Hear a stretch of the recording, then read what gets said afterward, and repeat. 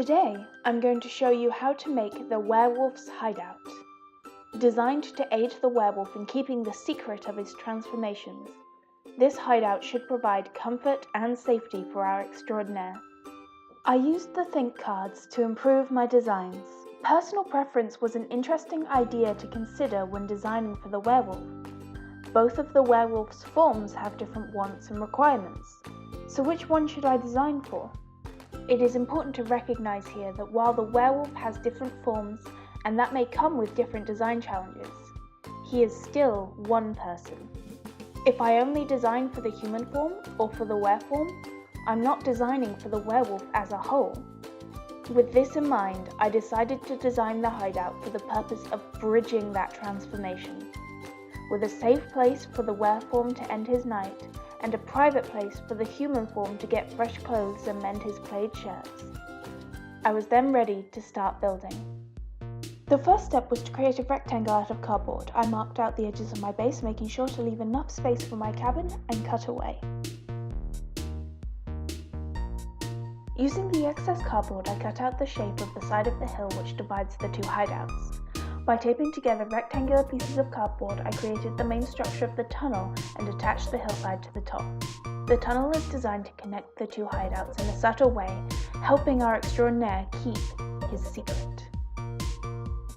I crumpled pieces of newspaper and stuck them down to the base with plenty of PVA. After creating a mound, I covered the structure and the interior of the tunnel in paper mache to reinforce it. This would also give me a smooth surface for painting later. While the hill was drying, I made my log cabin. I made my cabin out of pieces of square dowel using superglue to form walls and a door. I then glued the walls to each other, making sure that they were perpendicular. Although my log cabin has one of the sides missing to show the interior, I still built all four walls and attached them together. This was to ensure that when I stuck the roof on, it would sit at the right angle.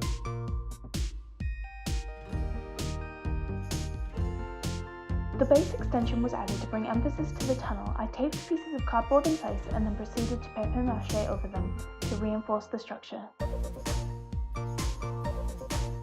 I cut out 2 pine tree shapes per tree, cutting from the top to halfway down on one and from the bottom to roughly halfway up on a second.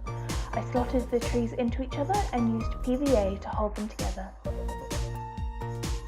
Finally, it was time to paint and decorate my diorama. I used acrylic paint to cover the hill and base, making sure to paint the inside of the tunnel as well as the outside structures. I glued the log cabin in place using superglue and the trees using PVA. Challenge completed. If this video inspired you, be sure to like, share and subscribe. If you want to make this at home, links to the instructions and the Extraordinaires design studio are in the description below. Thanks for watching.